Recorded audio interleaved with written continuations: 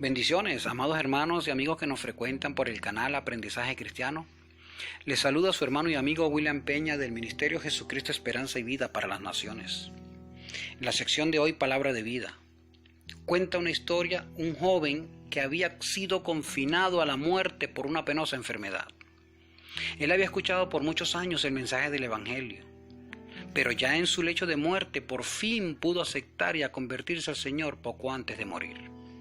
Una gran paz y gozo inundó su corazón después de tan feliz experiencia y sentirse tan gozoso. Él sentía que había sido transformado y que se sentía feliz, gozoso porque había aceptado a su Salvador. Pero pocas horas antes de su muerte, hallándose rodeado de varios amigos creyentes, su cara se nubló otra vez por la tristeza. ¿Qué te pasa?, le preguntó uno de los amigos. ¿No confías en la obra perfecta de Cristo? Y él respondió: sí, todo está bien, sé que el Señor Jesús me salvó, pero es tan triste tener que presentarme ante Él con las manos vacías. El tema de hoy se llama Llegar a la fiesta sin regalo.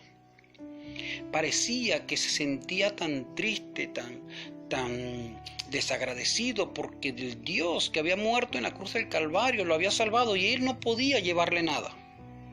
Él se iba a presentar ante su Salvador sin nada en sus manos. Eso lo aquejaba.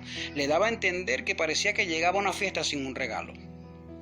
En Deuteronomio capítulo 16, verso 16, la palabra dice: y ninguno se presentará delante de Jehová con las manos vacías. Para poner en contexto, casi todo ese capítulo 16 de Deuteronomio es dedicado a hablar a las más importantes fiestas judías.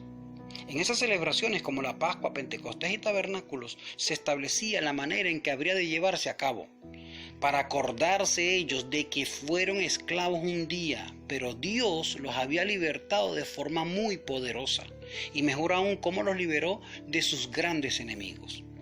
Al llegar a esta fiesta, los judíos tenían mucho cuidado de no llegar a ella sin llevar nada. Debían prepararse con antelación para darle a Dios lo que en justicia le correspondía. Es decir, nadie podía llegar con manos vacías conforme a la bendición que habían recibido de parte de Dios. Lo único que les pedía a Dios era que, además de alegría y de gozo, es que no llegaran nunca sin nada.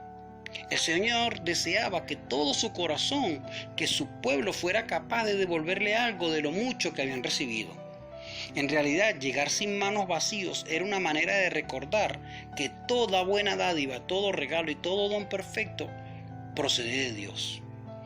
Ahora bien, recordando la historia del joven que temía llegar a Dios con las manos vacías, nos preguntamos nosotros ahora: ¿qué pudo pasar por la cabeza de ese joven en ese momento? 1. El joven pensaría: no llevaré en mis manos frutos de alabanza. En Hebreos capítulo 13, verso 15 dice: ofrezcamos siempre a Dios sacrificio de alabanza, es decir, fruto de labios que confiesen su nombre. El joven estaba triste porque en vez de haber dado a Dios alabanzas, lo había glorificado con fruto de sus propios labios. No, él quizá había ofrecido con su boca cantos, conversaciones y palabras que no agradaban a Dios. Eso a él lo entristecía. Nosotros a veces nos olvidamos de alabar y glorificar a nuestro Dios. La segunda manera que quizás él pensó que estaba fallándole a Dios y que estaba muy entristeciéndolo mucho, era que él pensaba: no llevaré en mis manos frutos de testimonio. En Efesios 5:8 dice la palabra: mas ahora sois luz en el Señor, andad como hijos de luz. Quizá el joven pensó que no era el mejor ejemplo a seguir por las cosas que hacía. No glorificaban a Dios de parte de él como hijo. Claro, él nunca lo aceptó, él siempre le dio la espalda, por tanto no daba frutos como un hijo de Dios. Y eso a él lo entristecía. La tercera cosa que quizás lo atormentaba, lo hacía pensar mucho, era que no iba a llevar en sus manos frutos de hijos espirituales. Jesús mismo nos dejó un mandato en Mateo 28:19. Por tanto, id y hacer discípulos, bautizándolos en el nombre del Padre, del Hijo y del Espíritu Santo. El joven sabía que iba a llegar ante su Creador sin ningún fruto de hijos espirituales. Él no iba a dejar descendencia que continuaran el legado del Evangelio que Cristo nos dejó a nosotros.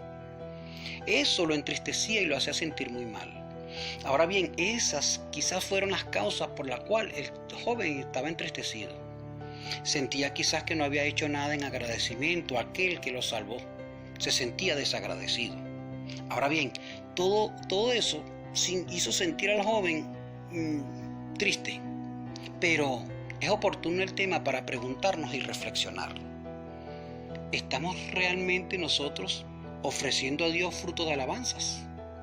¿Estamos teniendo un buen testimonio como hijos de Dios? ¿Estamos ciertamente dejando el legado que Cristo nos dejó de predicar su palabra? Si eso lo estamos haciendo, lo estamos cumpliendo, nos debemos regocijar, porque por lo menos tendremos algo en nuestras manos y podemos ir ante nuestro Creador confiadamente, porque estamos haciendo al menos algo en retribución al gran amor y a la vida eterna que Cristo nos dejó. Pero ¿qué pasa si no lo estamos haciendo? Si quizá nos sentimos con manos vacías. Y esa palabra es para aquellos que se sienten que tienen las manos vacías. No esperemos a que quizás estemos frente a frente con la muerte o estemos ya sea muy tarde, como la realidad de este joven.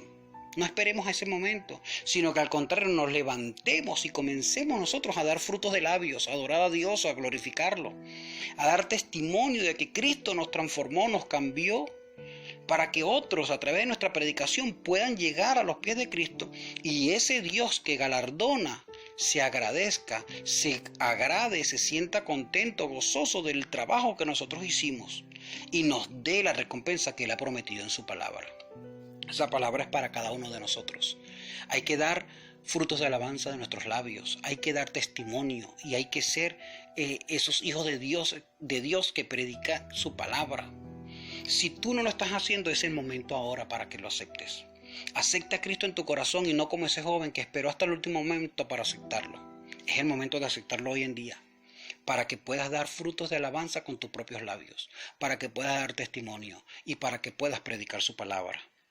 Te bendigo en el nombre de Jesús y acepta a Cristo en tu corazón y acéptalo reconociendo que has fallado delante de Él y Él es bueno y justo para perdonarte. Te bendigo en el nombre de Jesús. Amén.